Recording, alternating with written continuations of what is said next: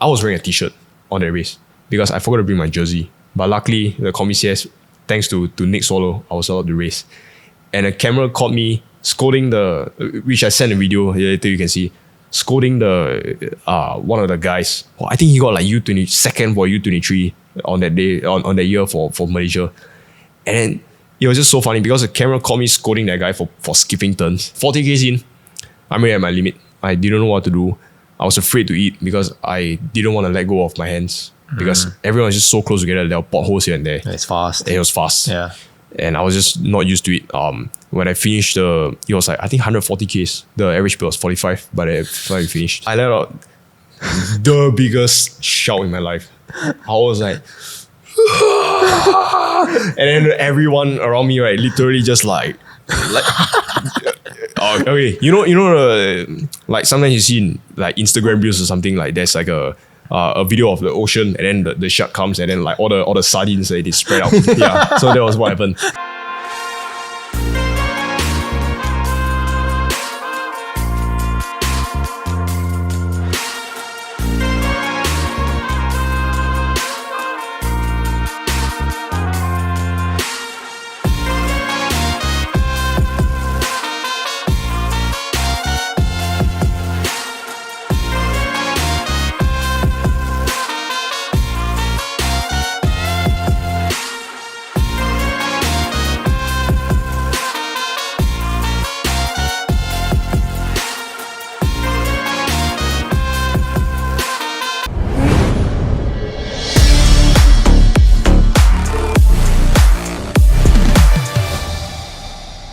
To another episode. I'm here with Thomas from SG Mavs. Finally, we've got someone from the Mavericks. Mark Chadwick, if you're watching, I'm trying to get you onto the show, but thanks for getting me in touch with Thomas. And Thomas, thanks for coming. Maybe I'll give you I'll give the audience a bit of introduction about yourself, and then you can top up whatever I'm missing. So, Thomas, you competed for represented Singapore in cycling, and also you raced for SG Mavs since 2022 and 2023. And some of your recent highlights, you've participated in the 6th Tour de Siak. Did I get that right? In 2023. Okay. I'm not sure. Okay, sorry. First of all, thanks Oompa Loompa for having me on your show. Yeah, it's a real privilege. Yeah. So let's continue with the story. I think Tour of Siak. Sorry. You said 6th edition. 6th edition. Tour de Siak. So I think maybe I didn't highlight the description properly. I got 6th overall for the race. I got that wrong. But I'm not very sure which edition of Tour of Siak was that. Siak is like a small province in Indonesia. It's like maybe about less than an hour's flight from Singapore. And recently, as far as I'm racing, Team Singapore has I had a chance to go there and race. Yeah. Okay, sorry about that. So 6th, you came in 6th, and then so I'm assuming you also came in 3rd for the Letape 2024. Which Letape race was this? 2024. I'm not sure how many there were, but I think the recent one in Melaka. Oh, I was there. That was my first Letape race, man. I actually saw your video of you. I think you had someone else who filmed you, right? Yeah. So I saw your video on that one. That's embarrassing, man. Not at all. Yeah, it's tough. It takes a while to get used to trying to ride in a bunch. So maybe you want me to like describe the race? Yeah, but maybe let me go through all of your accomplishments. So you also represented Singapore, I'm assuming, in the 2023 SEA Games. Yes. And you started road bike relatively not too long ago, only in 2019 after your O levels. And let's speak about that, and we go into all your racing, right? So wow, since 2019, that's a very short time, and then you've represented Singapore in SEA Games and all this Letape and stuff. So maybe take us back, like how did it all start? Okay, I give a little bit of introduction how I started riding bicycles first. I think when I was a little boy, like 3-4 years old, I saw my brother. He was the one who started riding bikes together with my family, and usually I'm like the youngest kid who usually sits on like behind my parents. They'll pillion me, and my brother gets his own bike. So I got a little bit jealous, and I decided at a very young age, as young as I could, to remove the two like little wheels from like those kids' bicycle, and learn to ride a proper bicycle with two wheels, and perhaps get a bigger bike so that I can keep up with the family. And I think it was like maybe 3.5 or 4 years old.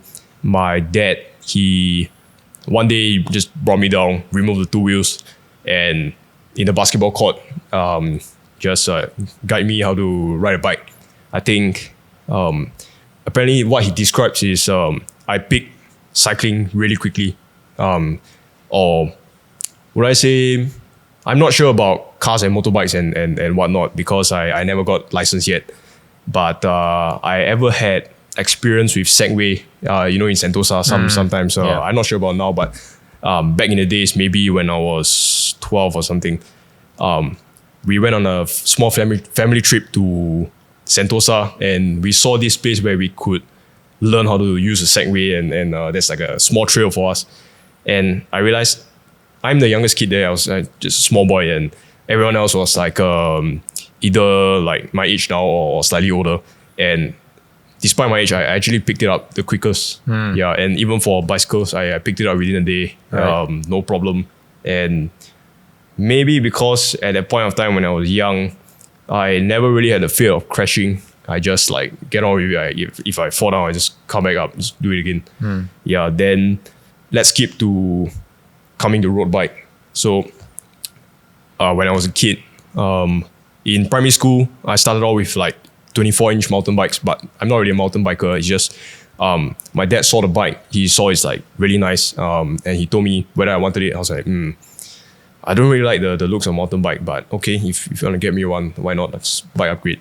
And yeah, he got me that bike, and then that was a bike I used for maybe 6 years-ish until secondary school. And that was when I was introduced to road bikes. Actually, I never knew road bikes were a thing, because when I was younger, I thought road bikes and fixie were kind of like the same. They were ridden by like naughty kids. Yeah, because that's what I saw for like secondary school, right? Yeah. And I refused to ride it because I didn't want to look like a naughty kid. Yeah, but my brother got into road cycling while I was maybe primary 5. That was 11 years old. And he got his first road bike, which was a Tarmac SL2. Yeah, crazy. SL2? Yeah, SL2. So, what does it even look like? Oh man, like nothing like this one. This is just, but at that point of time, I remember that bike was the lowest, if not the second lowest spec. It was a Tarmac SL2 Sport. Yeah. Okay. And I think there was a lower spec, which is Tarmac SL2, something lower than Sport. I know like Sport is maybe the second last tier of Specialized at the time. And it was 9 kilograms, or maybe slightly heavier than 9 kilograms. And then when the bike came, when I went to the bike shop, which was Specialized Day Junction at Vertex at the time, and I saw these crazy looking bikes. And then I still think it was like bikes for naughty kids, but I didn't look at the price tag, so I never truly understand what that was. But I never really fancied it as well. For me, at the point of time, I was just bike is a bike. And I think when my brother got his bike, which he never showed which bike he wanted during the time when we went. I think maybe he went a couple of more times with my dad to kind of really finalize the decision, right? And yeah, he got the bike. They wanted to get it ready, and then they shipped to my home. And then when I came back, I think we had a trip to like Malaysia or something. Maybe we had to, because I have relatives in Malaysia, then we had to go there and maybe stay for like a week or something before coming back. And I came back and I saw this my brother's Tarmac SL2, which is black color, and there was like a kind of like a raw carbon finish. And I was like, whoa, fascinated. I was like, wow, I've never seen a painting like that. Yeah, and then my brother came out of his room and then he was like, this is the bike. Yeah, it's just, you've never seen it before. I was like, I never. And he's like, okay, I'll give you a shock of your life. Lift it up. was like, oh. and guess what? It was 9 kilograms. Yeah. But I came from a world where 12 kilogram bike is light. Yeah. So I was like 9 kilograms, and this bike, because usually road bikes they have like bigger wheels, right? So you expect it to be heavier. And yeah, so I had a shock of my life, but at that point in time I was still like primary 5, and I was like okay lah, that was it.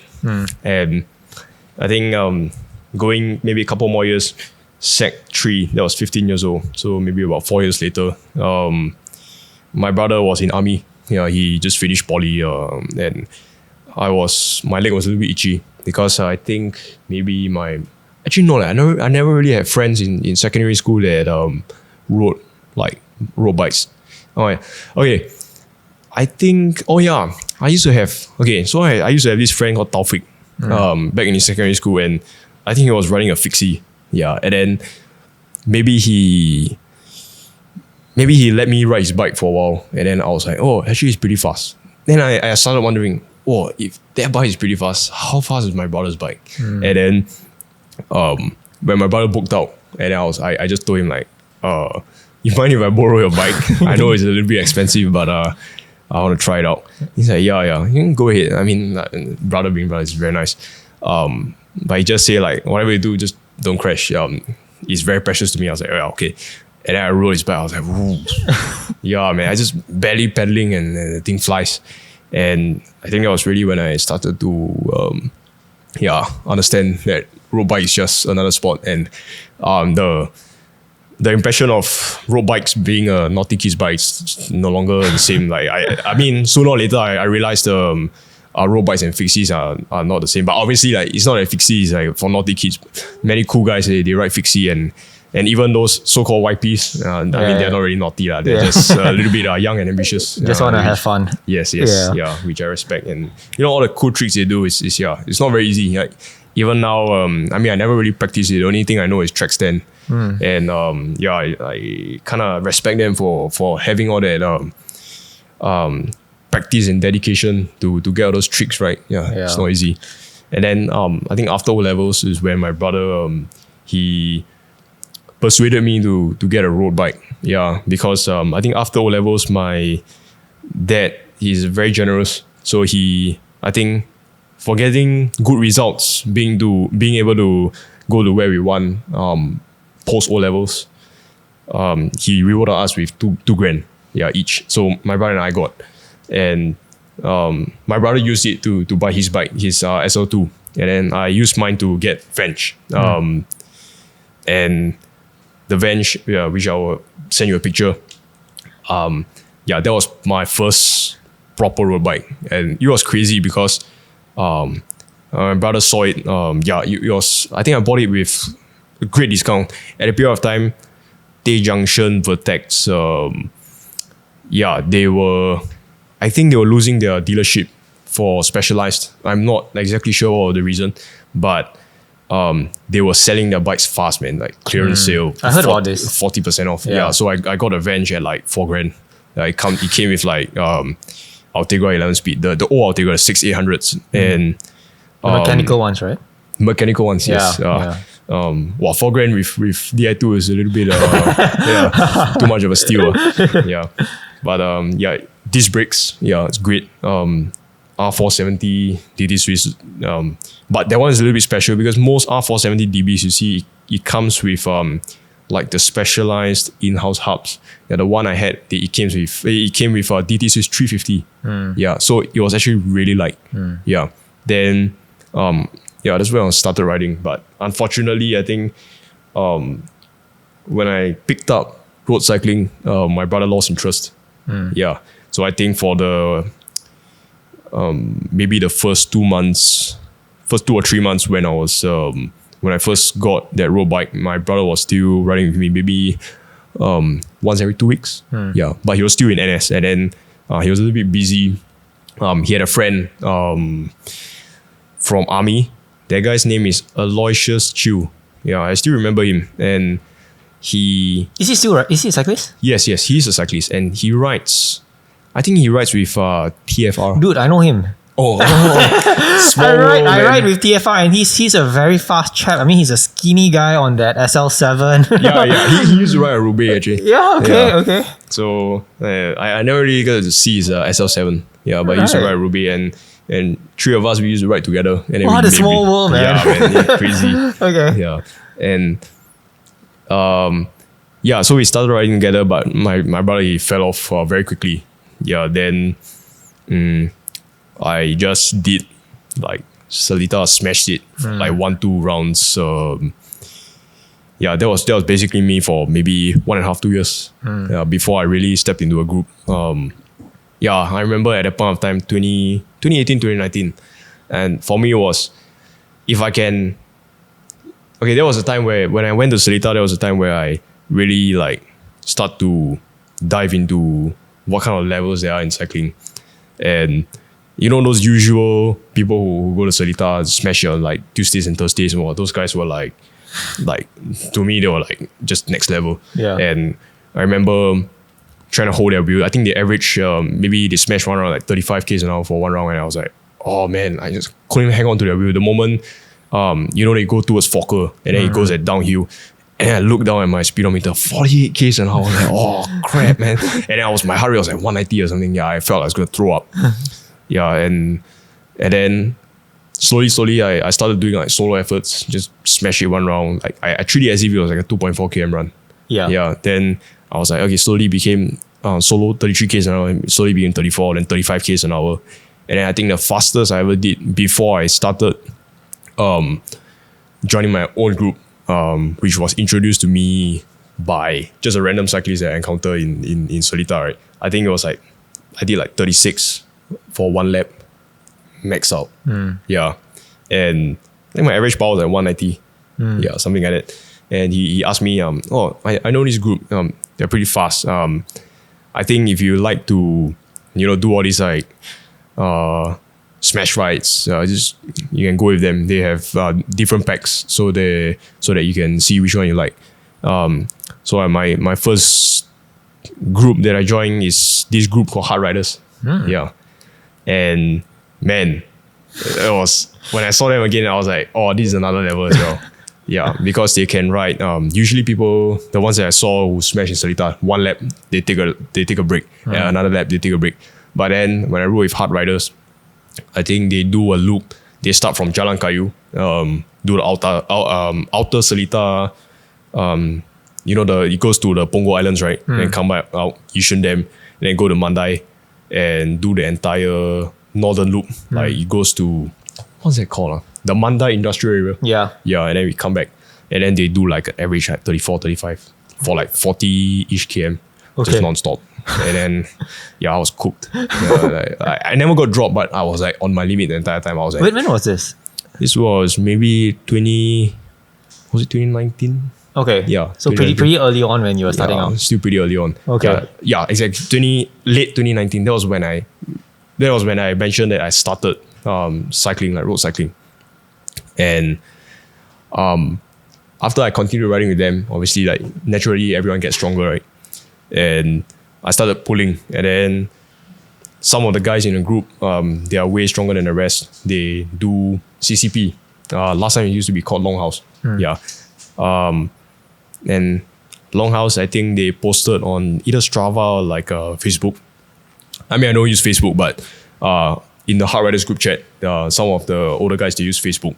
And they like say, wow, like your average speed is insane, man. They're doing like 40 and a half, 41 km an hour for like 35, 40 km. And I was like, wow, okay. I think I really like to try it out. And funny thing is, Longhouse, they usually start at 5 at Longhouse, right? And I was so pumped up on the first day. I think I showed up there at like 3:30 because I was afraid I got lost and I didn't want to miss a group. And I was like, I think I left house at like 3. Yeah, then I Google Maps way all the way there, and I thought I'd reach at like 4:30 or something. At least I see what's going on. But no, way too fast. I just went there and I was like, oh, what am I doing, man? I had like, I think at the point of time I still sleep at like 11, 12. I only had like 3.5, 4 hours of sleep, and I'm stuck here and I'm 3:30. And then funny thing is I just slept at the the OCBC. Yeah. Yeah. So I just like slept there for like the next hour before the guys dedication, came. man. Oh man, I told you so. I told this story to my friends. They had the time of their life. Yeah, it was just pure comedy. Yeah, and my first experience in Longhouse, they were fast, and I was actually nervous because. Obviously now if you're more experienced, you go to Longhouse, you're like you can go wherever you want. It doesn't matter if you're fit or not fit. If you are used to like the bunch skills, you realize actually Longhouse, the people there in Longhouse, you can just squeeze through them. I mean it's pretty safe, but there's just enough space for you to just go wherever you want.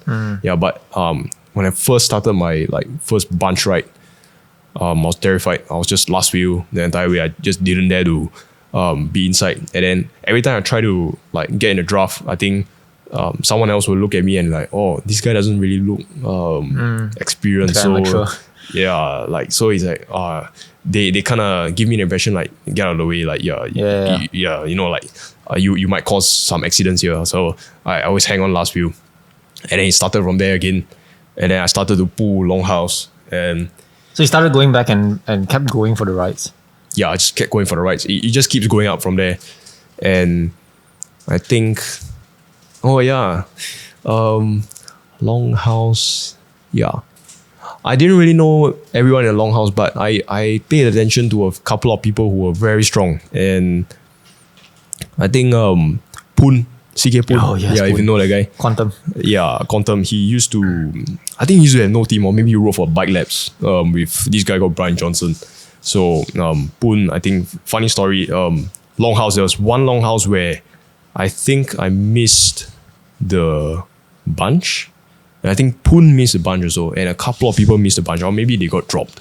And then I just saw like scatters of people like going along the way, and I think going towards NUS, turn left. I think it was just me, Poon, and my friend. I have this friend called Jensen.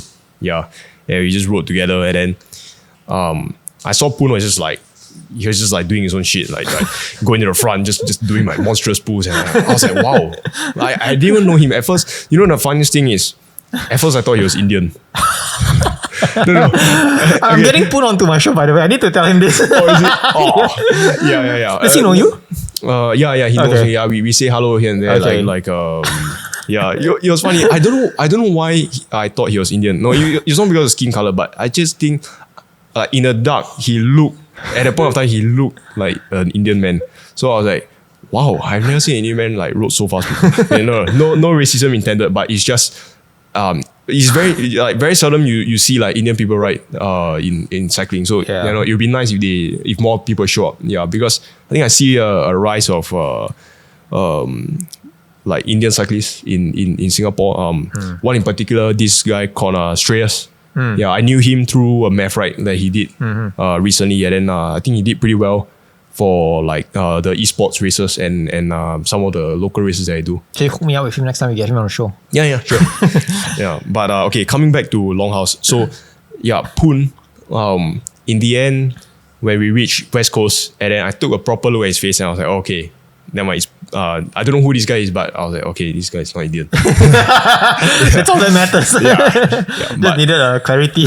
Yeah, but like at first when he did the pull up West Coast, he did a hard pull, and then he slowed down. So I thought like he was tired, right? So I offered to go in front to take a pull. So it was just left the three of us, me, my friend Jensen, and Poon. And then I went in front, I pulled for like 10 seconds, and then Poon just came, and he went faster and faster. I never called back. How fast were you guys going? We were going at 50. 50? But I mean, okay, there were trucks. Right. So like, he just rolled away. And I was like, I just didn't understand like how strong he was. Then he just gave me a shock. And then once we finished, and then I saw him in the traffic light, I was like, holy crap, man! Like he didn't look like a young guy, obviously, but I mean, okay, the thing about cycling is like young doesn't necessarily mean you're fast. But coming back to him, so I asked like what's your name? And he said Poon. I was like, oh, okay, Thomas, nice to meet you, man. and then when I went around like asking other people, oh, you know who Poon is? Yeah, Poon is a monster, man. Don't mess with that guy. It's like, oh, okay, yeah. I've heard so much about Poon, and I was lucky that I met him during OCBC cycle, and I got the chance to interview him, and that's when I kind of arranged the interview with him. And I was told that, I mean, he writes with CD and all the other groups, and one of my friend Ryan, he said that, yeah, you know, when Poon writes, he writes very seriously, like he's very focused. I mean, I've never ridden with him or in his group, so is that true? Like he's dead on, like, I'm just here to ride and smash it. yeah, he is. Do you know this guy called Jonathan Kang? Yes. Yeah. So I don't know him personally, but I've heard of him. Okay. Yeah. He's a very funny guy. Yeah. But I think I see I follow him in Instagram. Yeah. And sometimes I see him, because in Instagram he likes to do a lot of like funny stuff. Like he likes to basically film himself, like vlogging. And he's like how's everyone and everything. Yeah. And then whenever he goes to Poon, and Poon's just all serious and everything. And he's like, okay, this guy just don't want to be disturbed. Yeah. But in the right, he's very serious. I think he's serious about training. And Right. I mean, it's a good thing also. Yeah. Yeah. Okay. But and continue talking about CD. Yeah, after I went to Longhouse, I was introduced to SO, SO630, if you know that group. Yeah. And SO, same thing, I just did pulls. And then I went to CD. At that point of time, I was relatively fit already. So maybe, okay, CCP, CD, and SO630. So that was, okay, so 2019, I rode with Hearts for a while until I think maybe for a year or two. And 2020, sorry, I forgot 2020 or 2021 or 2022, I go into NDS, like the development squad. I forgot, 2 years. Okay, sorry, 2022, March, I got into development squad. Okay, I need to put a benchmark because I really lost track of time. Like COVID just flies, man. Yeah, I completely don't know what's going on already. Okay, so it was maybe a period of 1.5, since 2019, 1.5 to 2 years, 1, 2, yeah. That was when I rode with like SO, like just any other groups that I know that are fast. The fast group days, I go to the fast ones, and maybe Saturday, Sundays, I go with like Hearts. Which was Saturday I go with Hearts, and then Sunday I go to SO. So maybe my days like 4 days a week. Yeah. And I think going towards, okay, so that is from 2019, 2020, 2021. Let's go to 2021. So from 2019, when I started cycling, all the way to 2021, second half of 2021, it was all the same. So it's just Hearts, SO, CCP. Hearts, SO, CCP. And I think the second half of 2021, that was when I was in SO, I was introduced to this rider called Nick Swallow. I've heard of him. He's a MEF. Yeah. So he's now the president of MEF when Ben Arnold left. And I forgot what was the reason why he joined the SO ride. And the SO ride, there was one ride in the SO where there were very little people. And he was there. So I think it was just like 6 or 7 of us. And then we just like rotate turns. And he saw I was doing a lot of strong turns. And then he talked to me and he was like, was it he? I forgot how he got my number. It's either I told him or something. But basically, the gist of it, right, was he wanted me to come to Crazies.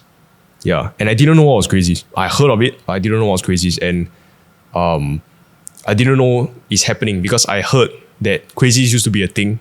But I wasn't sure because they keep a low profile during the COVID period. They didn't want any attention. Yeah, correct. Like with the police and everything. But Crazy is pretty safe. It's like a group of like packs of 10 people, or like at that point of time 5 people when it was just 5. And then they do like handicap. And then it's kind of like a street race. Yeah, or like a hard training ride. And Nick Solo was like, Crazies, you should come to Crazies. It's pretty good, and I think if you want to continue, kind of like leveling up, you can try it out. And I think he said somewhere along the lines of Mavericks are interested in getting younger guys in. So yeah, that's where you can start. I was like, okay, cool. And I went to Crazies. Oh, Crazies was another level. Like I just saw another level. Okay, not everyone there was strong, but the scratch pack was strong. And at that point of time, in packs of 5, the scratch pack were like really the top of the top riders. And obviously Boon was there. And I did not know who he was. Yeah. At first, the funny thing is, at first I thought he was Angmo. Okay. You're getting everyone's race wrong, man. Yeah. Okay, but the thing is, first he's damn tall. Yeah. And then like, I mean, not all Angmo are tall, but yeah. And I think, if I remember clearly, he had I don't know whether he dyed his hair, but his hair looked like a bit like brown or blonde at that point of time. Boon will be laughing right now watching this. Yeah. And is it live? No, it's not live. But when this releases, he's probably watching. Okay. Yeah. Funny thing is, yeah. And the thing is, because he came in with all the Mavericks, right? So I was like, I thought this was just all a bunch of Angmos and came in. I didn't know who Boon was at that point of time. I didn't know that he was the strongest rider there. And the rest of SG Mavericks, I was like, oh man, SG Mavericks, man. These are all the big guns of Singapore. And like, I don't remember any other team there. Because at that point of time, I think it was just SG Mavericks, maybe CTCC. It was supposed to be, I heard like, it was supposed to be a spar between CTCC and Mavericks. So like, those were the main teams that I saw there. And maybe like YBCO and some of the Garcia guys that are in the development squad at that point of time. They were all there. And that was when I started to know like the younger guys, like people my age who are competitive. And I remember I think we split into groups of 5. I was in the third group. So the first group usually is more beginner, and then as you go behind, those are the strongest guys. And I thought we rode pretty well. Like the third group, we caught like the first 2 groups very quickly, and then the fourth group merged with Boon's group, the Scratch, and they came in. They came in very late. I think it was like maybe 30 k's in or something. Yeah, so we were turning into fish farms. I just saw, so it was Boon. This guy got Shahid, if you know who that is. Yes, also a Maverick. But now he's racing elsewhere, right? Yeah, he's racing in, I think Belgium or Netherlands or something like that. Yeah. And Darren Lim. Yeah. Darren's coming on next week. Oh, is it? Oh, cool, man. Who else was there? Can't really remember, but yeah, those 3 guys. That's all. Oh, Ben Arnold, correct. The Maverick, the really good time trialist, super strong, and they just came past like freaking train. And then I was the only one in my group who could latch on, but I latched on for like maybe 2 minutes, and I was dropped. This is your first Crazies, right? This was my first Crazies. Okay, yeah. And you are already with SG Mavs. I was no. So you are like not placed with any clubs or anything? Nothing. Okay. I was just some random like guy who was just trying to be funny. Yeah. Okay. So, I think when I was taking the pool, Boon was right behind me, and then I don't know where to go. So I was like, so I looked behind. I was like, turn left, turn right, or what? Then he was like, that's all he said. And then he pulled over, and then he took a hard pull. We were going like up the hill, not really a hill, it was a very small upslope, and then boom, I was gone. Wow. And then I was like, oh man. And then I think I saw Crazies Instagram page. I was like, oh, so this guy is Boon Kiak. Okay, I think you remember his name. Then I take a look at ITT 2022. Boon got second for the Elite ITT. He barely lost to Joel, the Ally World guy. I was like, oh, this is Boon. I was like, oh man. He's the guy that I'm asking for directions for left or right. Oh, yeah. And then the next week I came, Crazies. Funny thing is I was late, but Scratch Pack only had 4 people. So there was Shahid, Ben Arnold, this guy got Michael Payton in SG Mavericks, and then there was Boon. And then I came with a friend, and that friend, he's not the strongest. He's like just an ordinary, like maybe once a week rider. So he was asked to go to Scratch, and I was asked to go to maybe third pack or something. And I was like, oh wait, I remember the further behind the pack, like the harder it is. So I told my friend like, I think it's better you go in front, like let's try it out. And then he's like, yeah, fine. I want it easy. So I was like, okay, yeah, then you can go there. And then so Boon introduced himself to me. Yeah. Then I think he introduced himself as BK. Yeah. But the funny thing is everyone calls him Boon. Yeah. And then he introduced the rest of the guys in Scratch. And he said something like I don't think he said much, but he just said like try your best to hang on. I was like, yeah, I'll see how far I can go. And for some reason on that week, the next week that I participated, I had like the most amazing legs, the most amazing legs I had in my entire life. Like I was just like, I just felt great. Yeah. And it was as if like I took like 500 milligrams of caffeine. Yeah. And like, but the thing is my heart rate was okay. Yeah. Yeah. And I rode and then I think like everyone in Scratch got a shock. Yeah. Cause nobody knows me. Like I was just kid, just riding. And I ride ride with like black short socks with like a stupid setup basically. And you're still on the Venge? At the point of time, yes. I was still on the Venge. Okay. I only got this bike maybe last year when I joined Mavs. Very recent. Yeah, very recent. Exactly 11 months ago. Yeah. So I rode the Venge and then my form was terrible. Right. So I tried to get aero, but I think my head is popping up. And then I basically look like a noob. Like a weekend ride. Yeah, you can say that. Yeah, and then my knees were out. And then like my paddling stroke was just terrible. My heels were like, when I pedal, my heels were like always like this, like. But that didn't bother you, or? No, it didn't bother me. That was just the way I pedal. So for you, the purpose was just hang on, just ride. I don't care about the bike that I'm having, my posture whatsoever. Yeah, I didn't really care. And at the point of time, I don't really watch racing, so I don't know how you're supposed to look like on the bike. Yeah. Okay. I mean, everyone has their own ways of looking on the bike, right? But at the point of time, I didn't really care of what's the form on your bike, whether it's important or not. And yeah, for me, it's like power is power. Just put out power and that's it. And yeah, I even like rotated with them and then just hang on to the end. And that was when Mark, my coach, he came to me and was like, yeah, well done. You try it out. Like, we have like development trials coming out. Maybe you want to try it out. Yeah, you look like you have potential. I was like, yeah, cool. Okay, I'll give it a try. And that's when I joined NDS. Yeah, we had like a power profile test. The thing is, right before I joined NDS, there was a SCF track series. Not track series, sorry.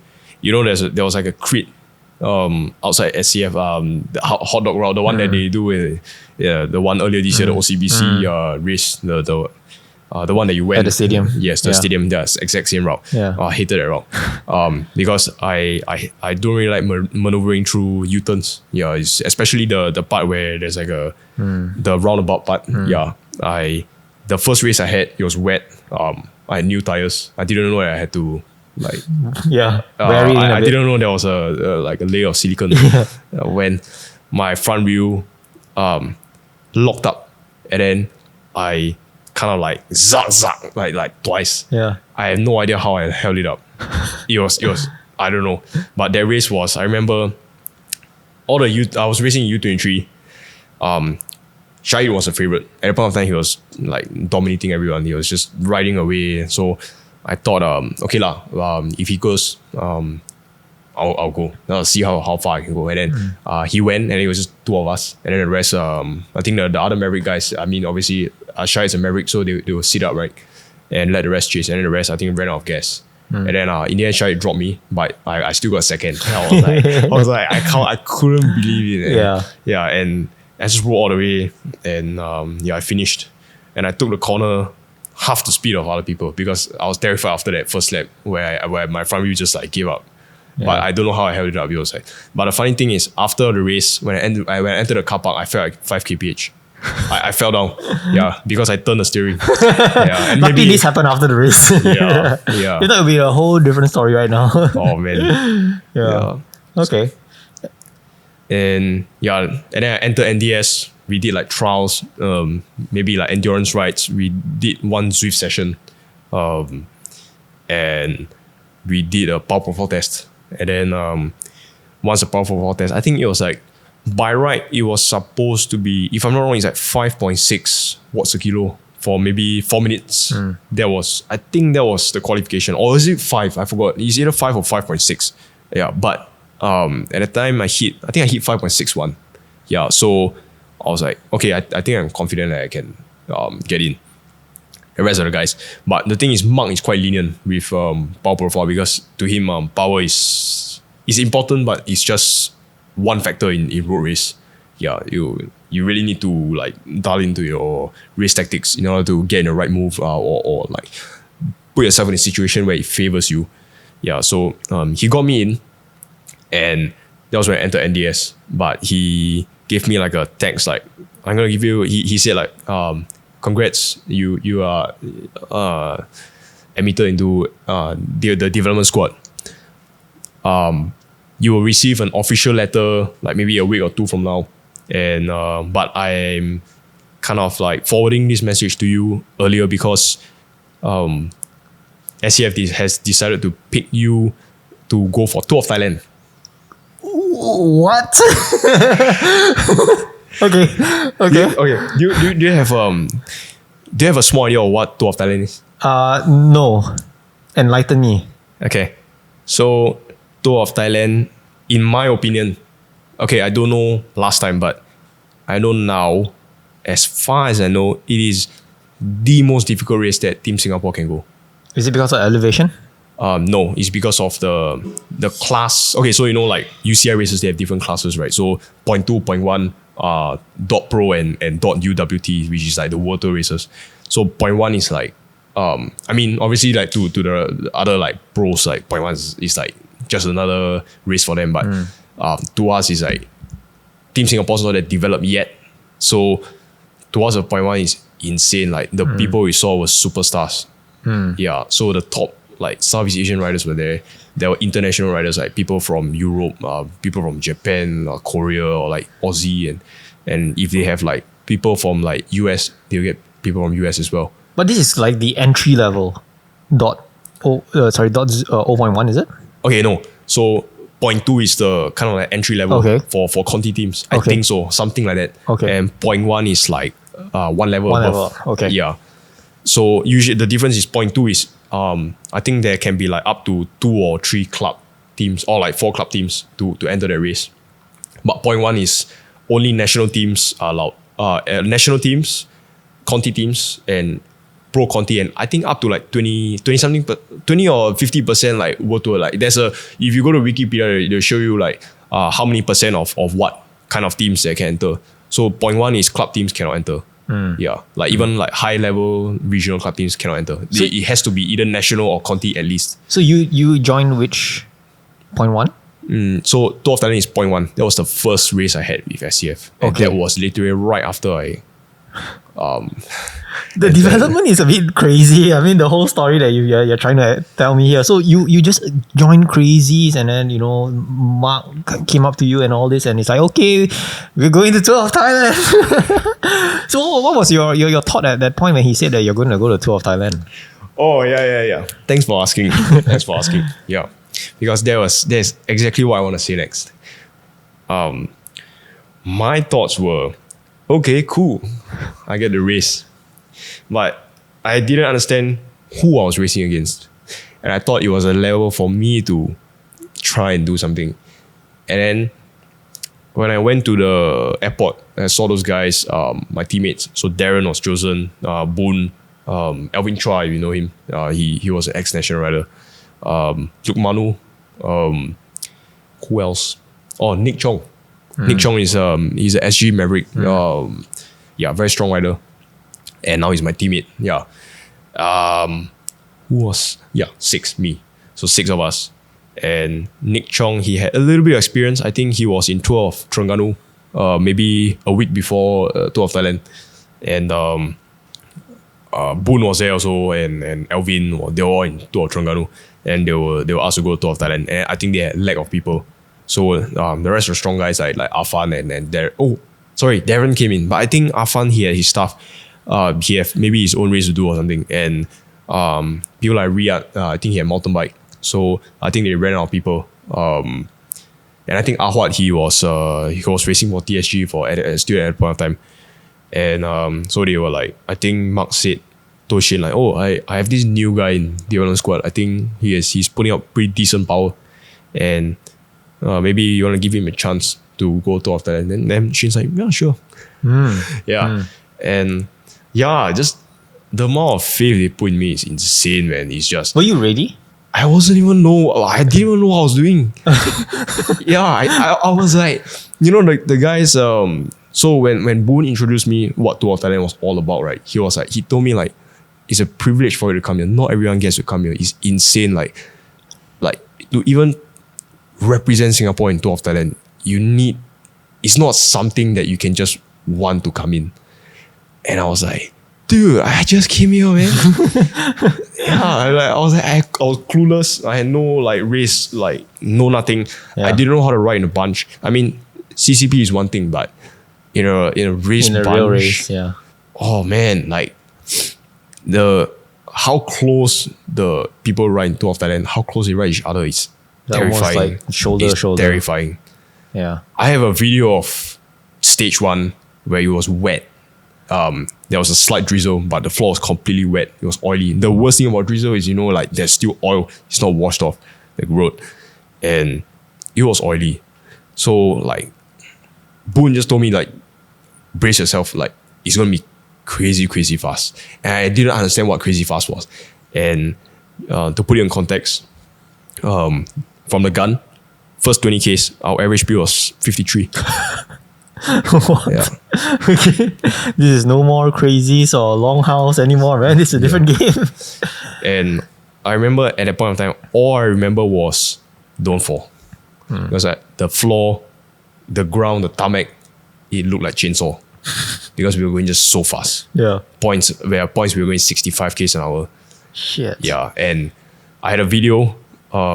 Funny story is I put an Insta 360 on my bike. What? Stage 1.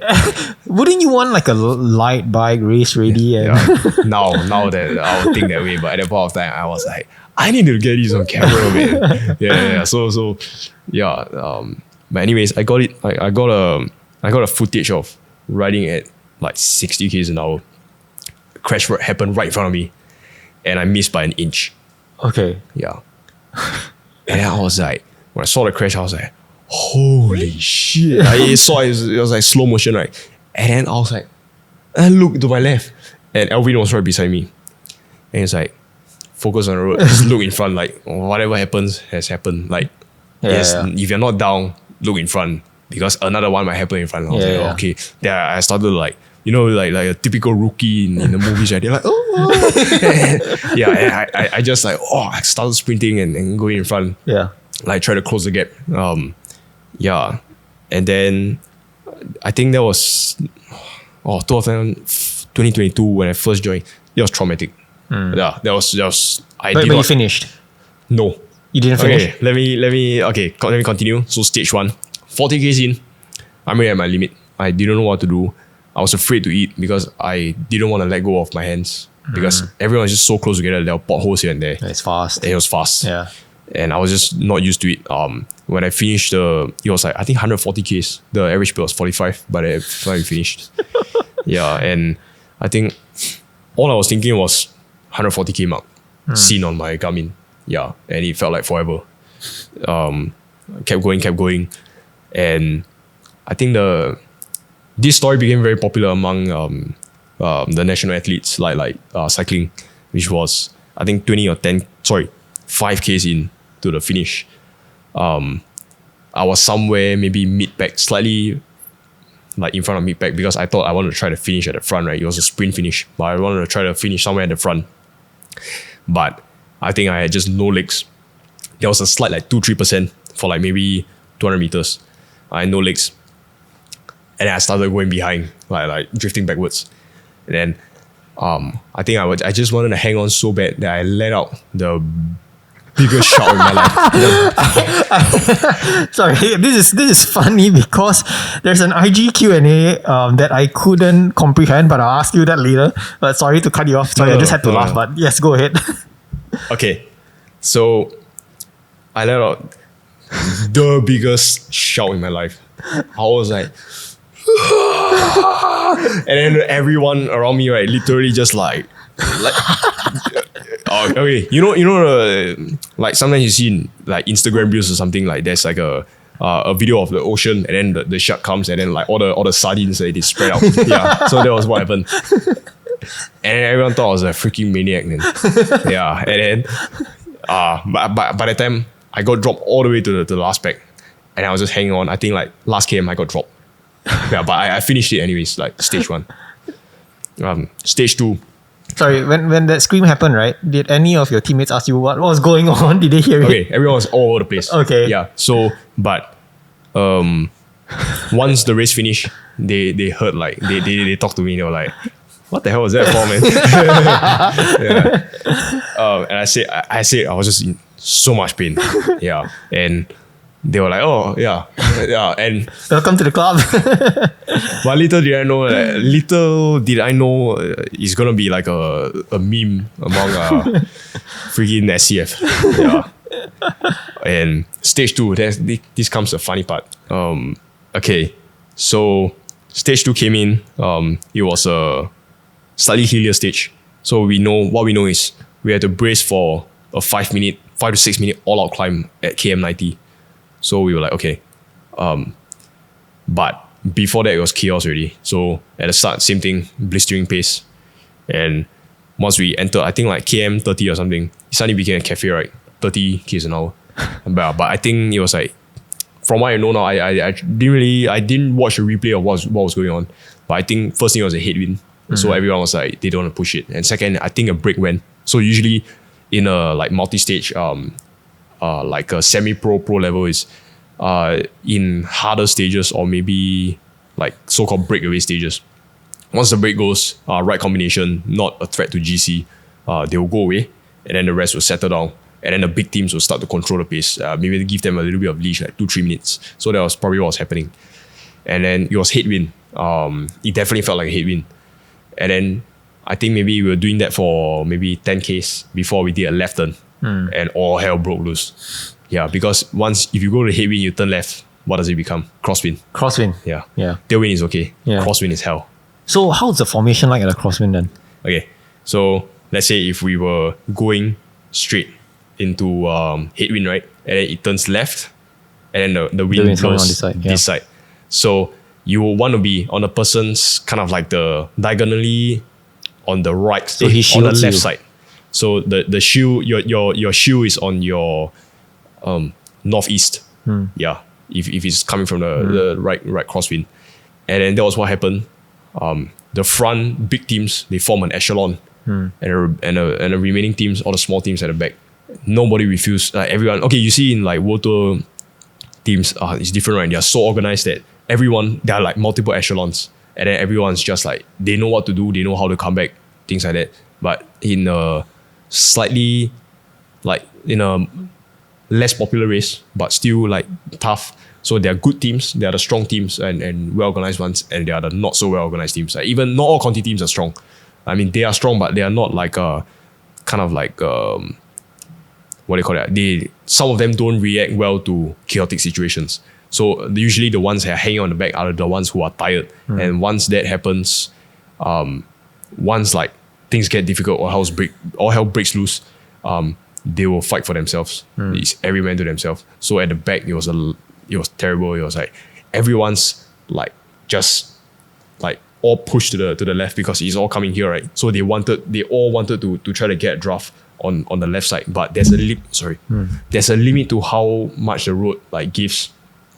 So maybe from mid-pack onwards, it all becomes one straight line all the way on the left. And basically, to hang on to the peloton, you basically have to do as much as the front person, like the person on the front. And usually the guy at the front, they bring out their best time trialists. The strongest time trialists they have for the big teams. And those guys, they can probably do like 400 watts. Like maybe they're 80 kilos, but they still can do like 400 watts for like 20 minutes. Wow. Yeah, kind of power. Yeah. So there's no way you're hanging on. You're like, if you don't hang on, and if usually the crosswind sections, luckily some of them that I encountered, they are not too long, maybe 5 minutes. Yeah, and the front guys is doing threshold, and behind you're just hanging on like almost at zone 6, like anaerobic. You blow up anytime. Yeah. And yeah, that was my experience. But luckily I managed to hang on. Nick Chong didn't.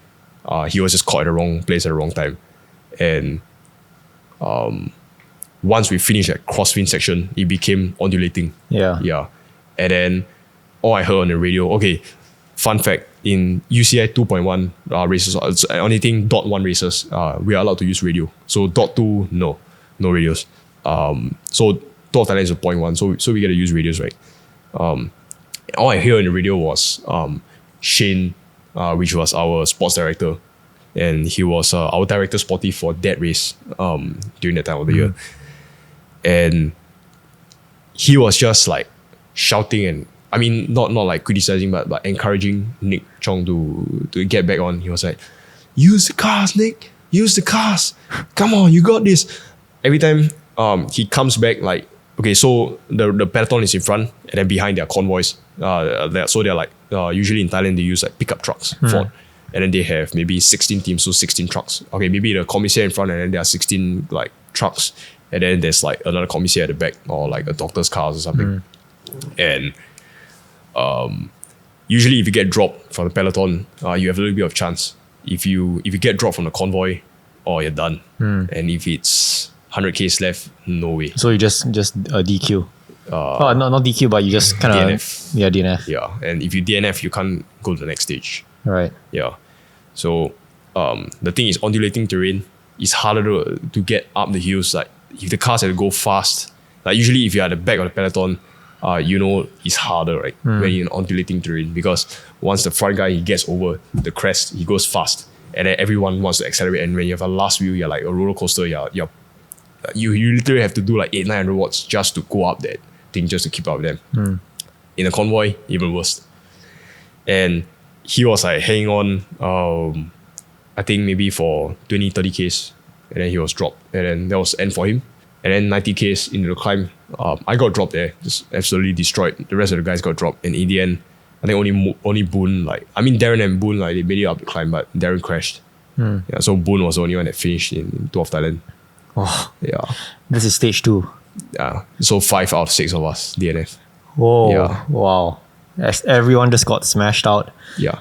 Okay, sorry. But the funny story I wanted to say was, there were 2 things funny. Okay, I wouldn't say funny.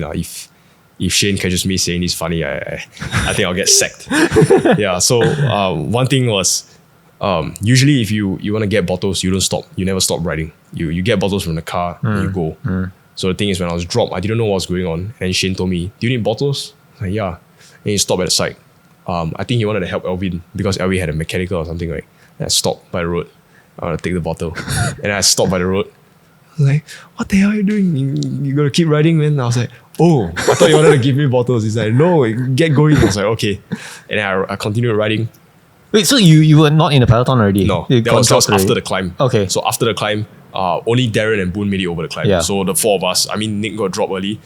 Luke Manu and Elvin and me left. And then Elvin bonked, I think, something like that. And then Luke Manu, I never see him. Luke Manu was like, I think even before the climb, I never really see him really. But that was one thing. So I stopped to try to get a bottle. Continue riding. 1 case into the 1 km after continue riding, I saw Luke Manu. He was I don't know if I should say this. Okay, this has nothing to do with Team Singapore. Luke Manu is out of the team already, and I think this is something that definitely doesn't represent us now, because we are really well disciplined athletes. Yeah, we have fun, but we don't do things like what he's gonna do, which I find it funny, but it's very disrespectful at the same time.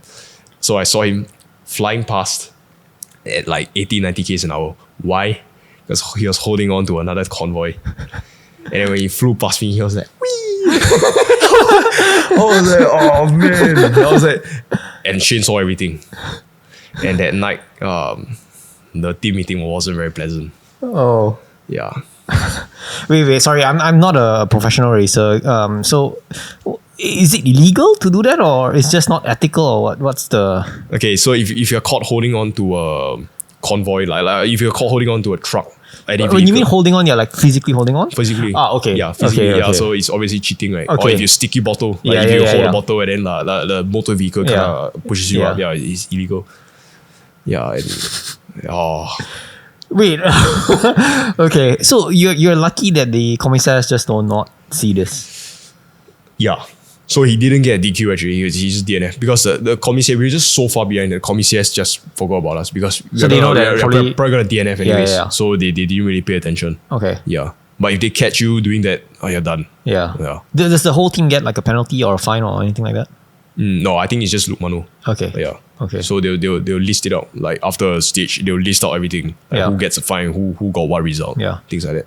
We're a bit over time. Can I? But thanks for the story. Can I just talk about one more thing before we talk about your bike?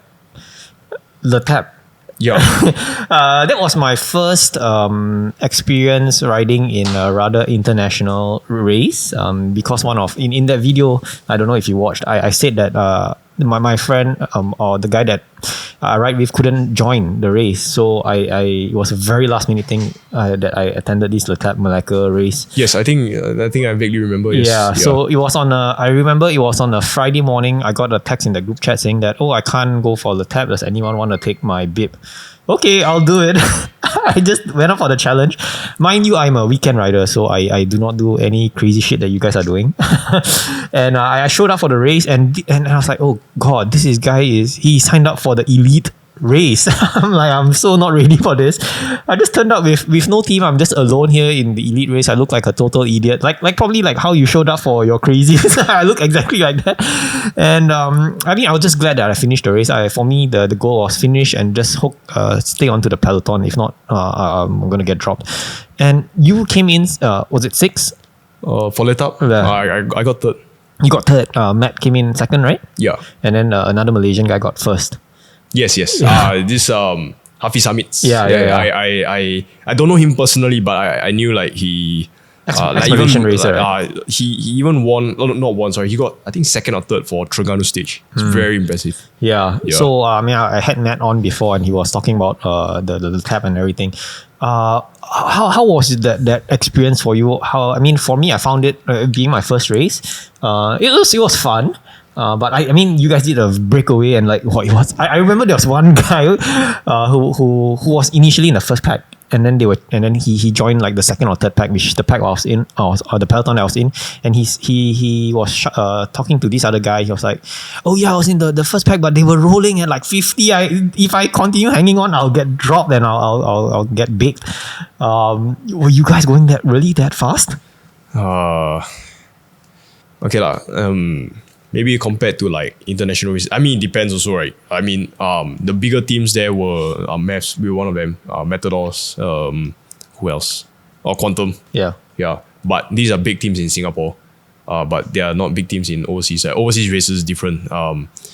Maybe you go to like bigger races like the UCI, like 0.1, 0.2 races. They go. Their average speed is like 50, 45, 50 Ks and all. Even after like 100 Ks is average still 45.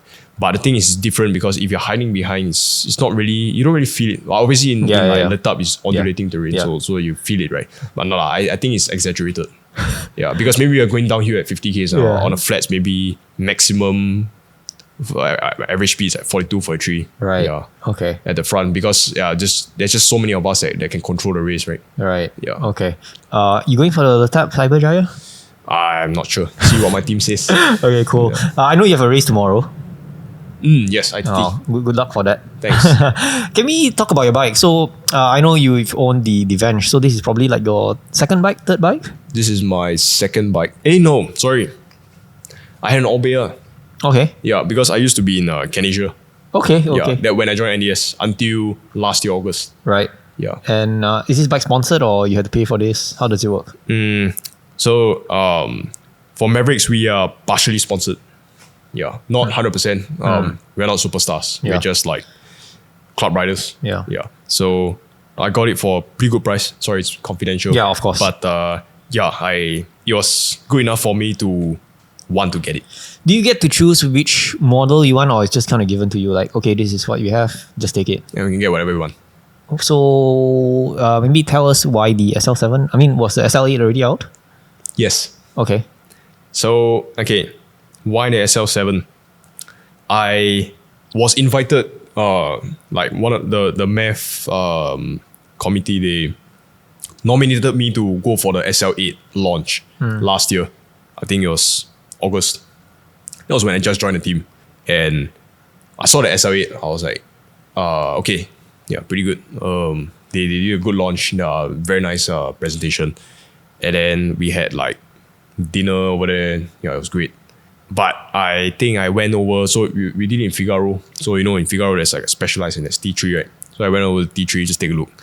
And then they had not laptop, I think was it Apple computer basically. And I went and scroll through Specialized website, like they have it like default over there. See. I was like, whoa, what color is that? It looks great. And that's an SL7, right? I was like, yeah, okay. And I saw it, I went out. And then I think I heard something like I think I saw like a match chat. They said there's this like they are giving these rates. It's like, oh, okay. But at first I didn't think so much of it. And then Nick Chong, I think he brought me back because he was there with me together with a couple of maps. But I think he drove there and then he drove me back, right? So I was like thinking. I was like, I show you this SL7, this color, the thing nice, right? And he's like, wow, nice, which is this color lah. Which I like. If you like pay attention to it, there's like it's not just black. It's a bit like a frosted. Yeah. Oh man. And then I think I couldn't. Okay, I struggled to sleep at night because I was thinking of the frame. And then I think a couple days later, I was like, okay, yeah, I think this is it. Right. Yeah, let's give it a try. I mean, I had my Venge for 4 or 5 years. Yeah. Yeah, and I was like, oh man, I just had my Obeado.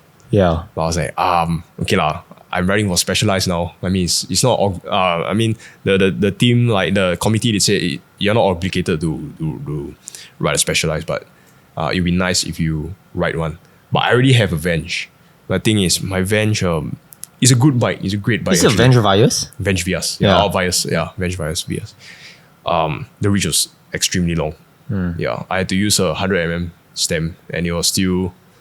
I was still overreaching. Yeah. Like, I look like I'm doing yoga when I'm riding the bike. Yeah, I think I still have like a photo of it or something. Yeah, I tried to dig it up, and it was uncomfortable. My back was always sore, and the geometry was terrible for me.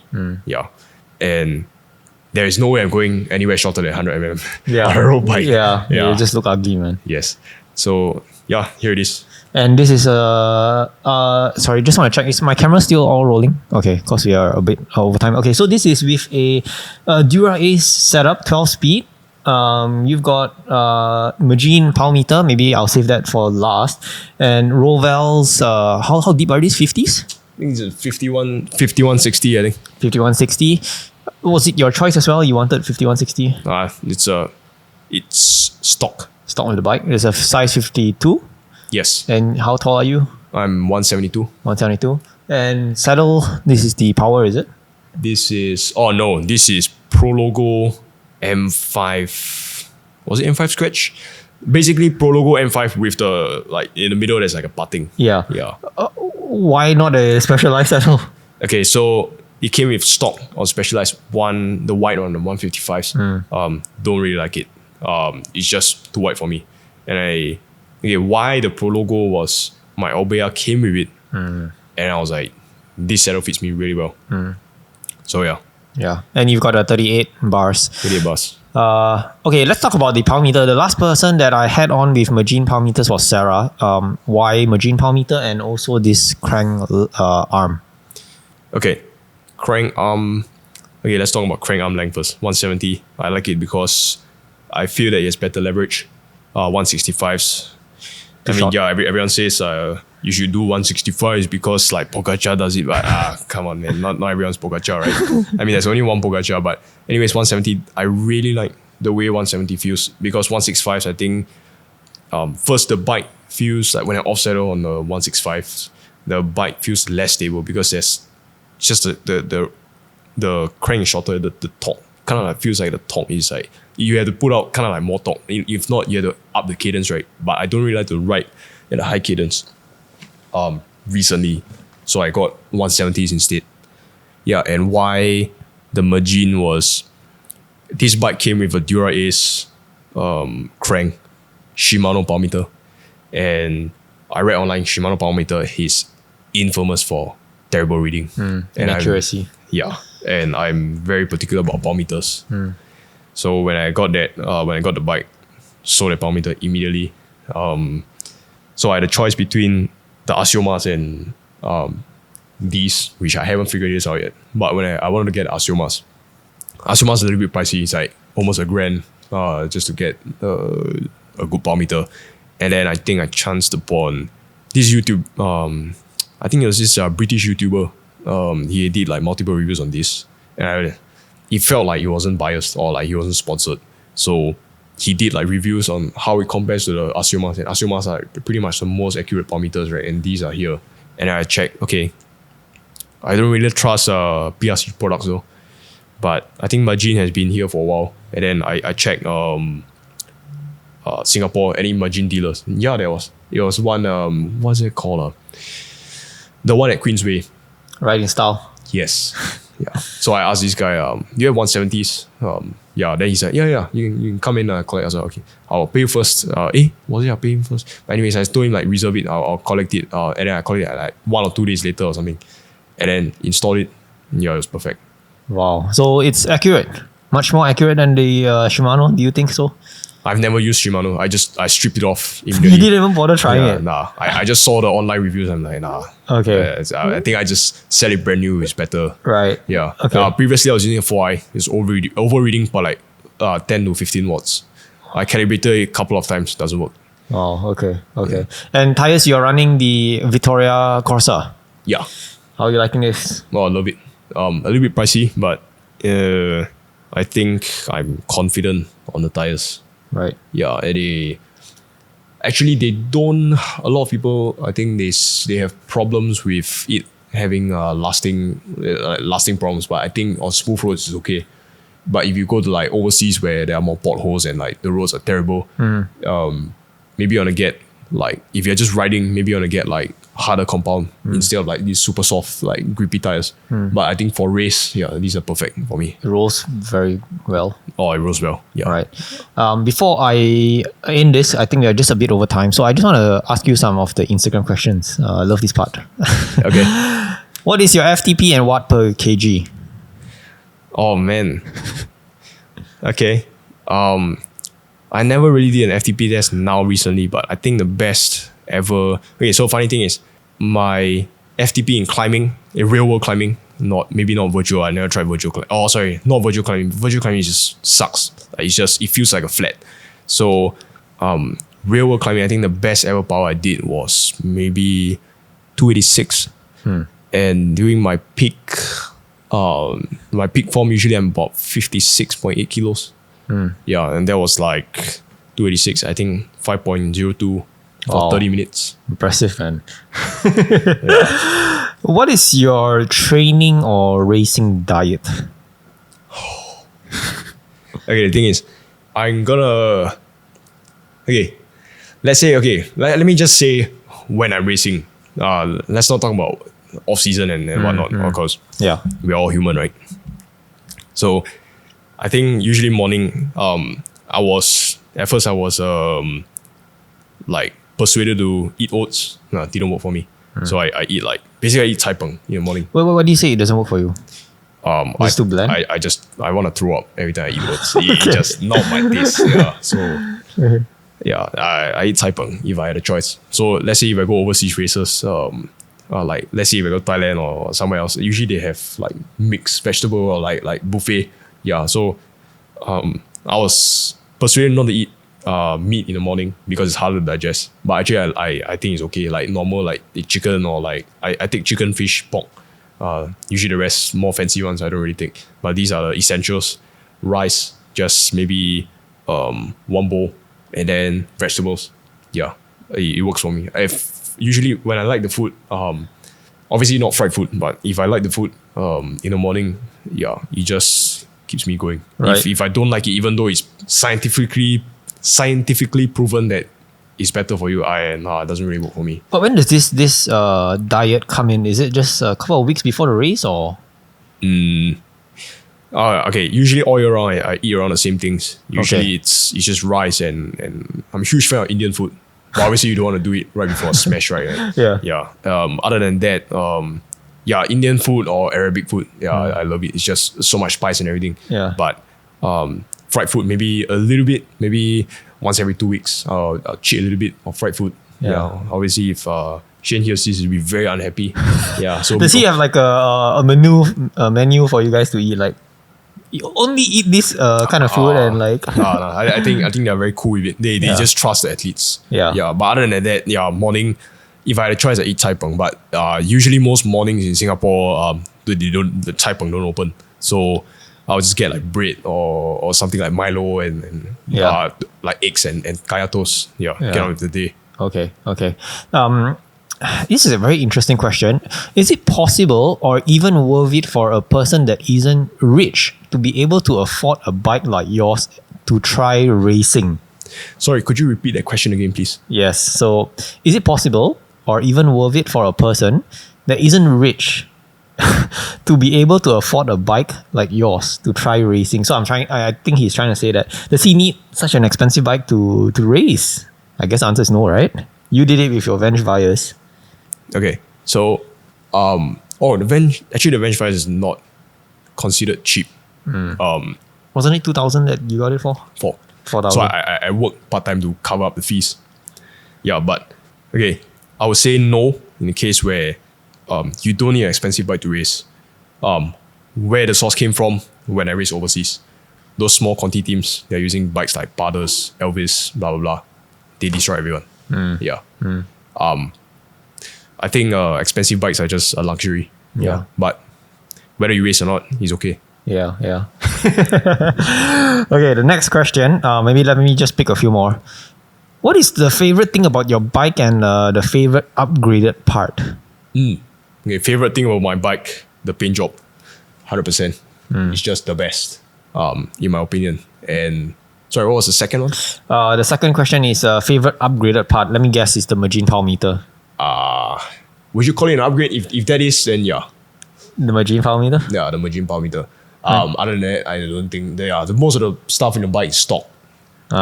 So yeah, Magene power meter, it is the best upgrade because to me, if you really want to get into like competitive cycling, a good accurate power meter is great. Yeah, and this Magene power meter is like 1/3 of the price of most expensive power meters, or even like just so cost effective, and it's so accurate. But I mean, I've used it for a year, no problem. But they have 2 years warranty. Yeah. So let's see how long it lasts. What did you use the crank arm power meters? Isn't it much cheaper? The one-sided ones? Crank arm power meters. So crank arm power meter, the one I had was 4i.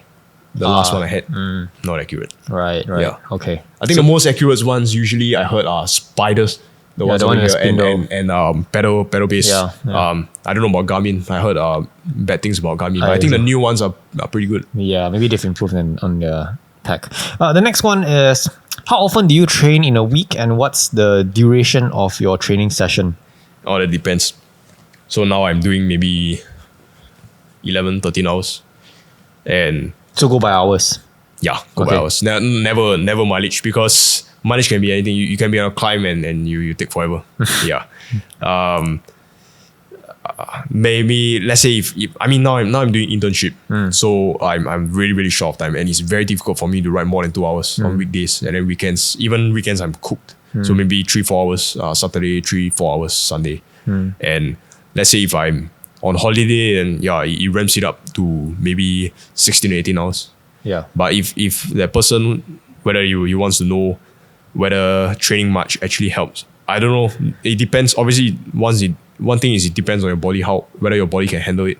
But if you're stressful or the number of hours you want to train, I think it's not necessary. I've been recently, when I was doing my intern and final project where I had very little time, I was training like sometimes like even 9 hours, and I was probably even stronger than when I was training like 18 hours, because my legs are just so fresh, right? Okay.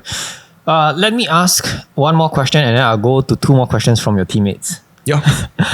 The last question that's not from your teammate is, what was one of your biggest mistakes when you started cycling? Okay. Buying too much upgrades. Buying too much upgrades? Yeah. Did you buy a lot of upgrades? Oh man, you have no idea how much I spent on the Venge. It was ridiculous. It's unnecessary. And the value of the Venge now is terrible. So yeah, just if you want to be a racer, just race. To me. Now, yeah. So what were the upgrades that you just wasted your money on? Okay, so I think I changed wheel set like 3 times. I changed group set once, which shared like, I don't know, 200 grams. And I changed maybe handlebar. I changed handlebar like 2-3 times. And then I changed the saddle like 2-3 times. Oh man, I think the wheel set one was the worst. Why did you change so many wheel sets, and what wheel sets were those? Yeah, so I think I started off with forgot. First one was R470DB, right? And then I changed to the Giant SLR42s. They were okay. And then I had Bontrager, Aeolus 50 Pro. Then I went to I tried light bicycles. You know the China brand. Yeah, oh man, the light bicycle was terrible. Like I think they had a QC problem. When I inflated the tires, I think it was a rear tire. The thing bends out. What the hell? Yeah. This is brand new. This is brand new, yes. I used it for a while. Okay. Yeah, and then I warranted it. Okay. Yeah, and then I sold it afterwards.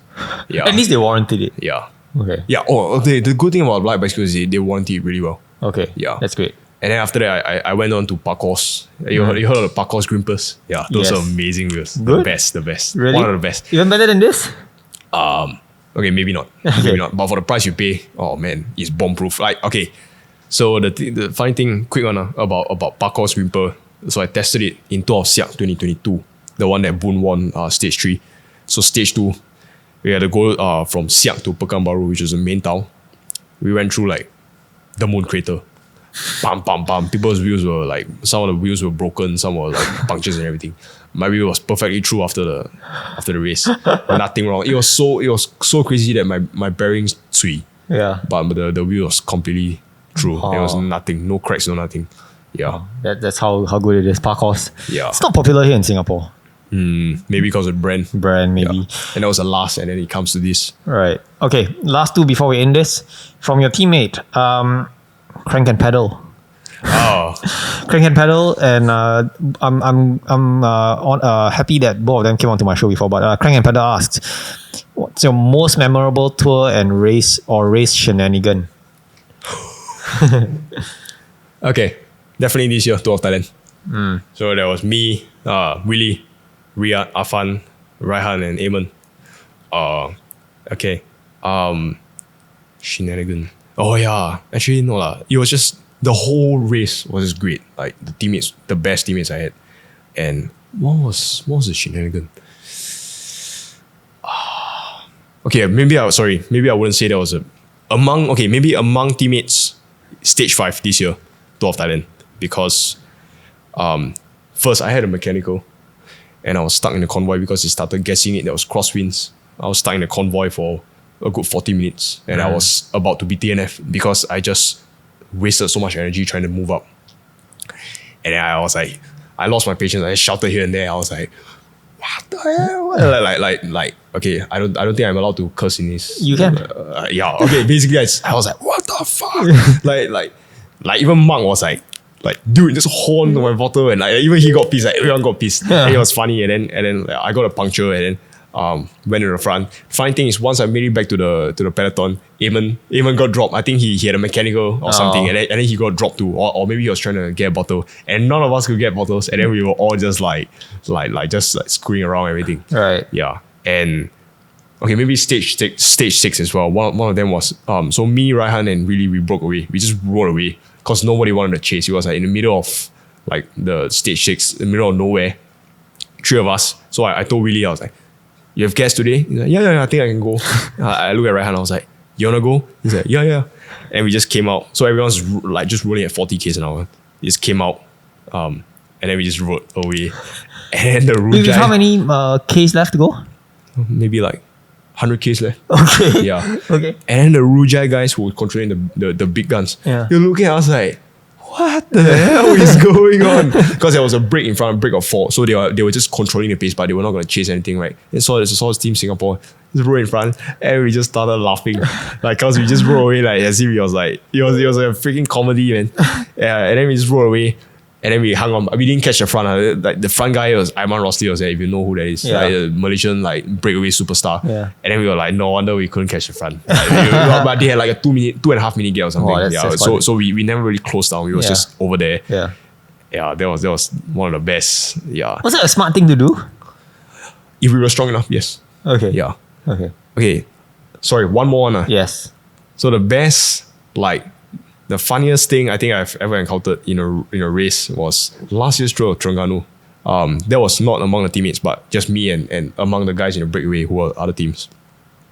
So funny story is, I was wearing a t-shirt on that race because I forgot to bring my jersey. But luckily, the commissaires, thanks to Nick Swallow, I was allowed to race.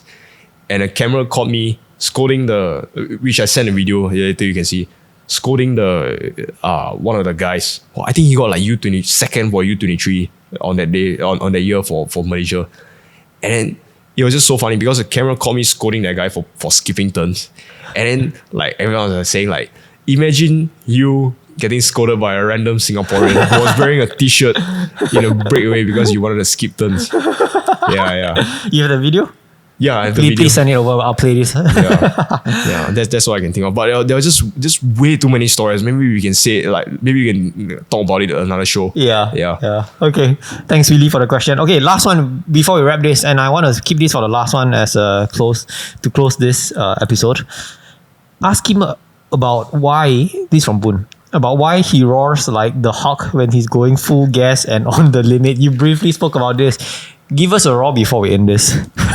And answer the question. Okay, fine. Answer the question. I'll do the roar because I don't do that anymore. Actually, yeah, I don't do that anymore. I know I'm a silent killer now. So yeah, no more of those. Silent killer. Yeah. Okay, cool. We are at 1.5 hours. Oh, that was long. Very well, yeah. Yeah. I hope the audience enjoyed this one. But thanks for coming on. Anything else you would like to? I always give the guests the last closure. If you have anything else to mention. Yeah, I think your studio looks great. It's not mine. It belongs to them. I'm just here seeking free rent. Okay. But thanks for coming on, man. Oh, Jerry is a friend, I guess. Gary, yes. Gary. Sorry. He runs Weekend Bike Fitter here. Oh, that's nice. Yeah. Give you a little bit of space to do your stuff. Yeah. I don't think you do this full time, right? No, yeah. I don't. Do you plan to? So yeah, everyone please subscribe to my Patreon so I can fulfill this dream of mine of doing this full time. All the best. Thank you, man. And thanks for coming, man. Yeah. Great guest. And let's end it here. Thank you. Thanks. Cool. We are done. Can we get a photo? And this is going to be on IG.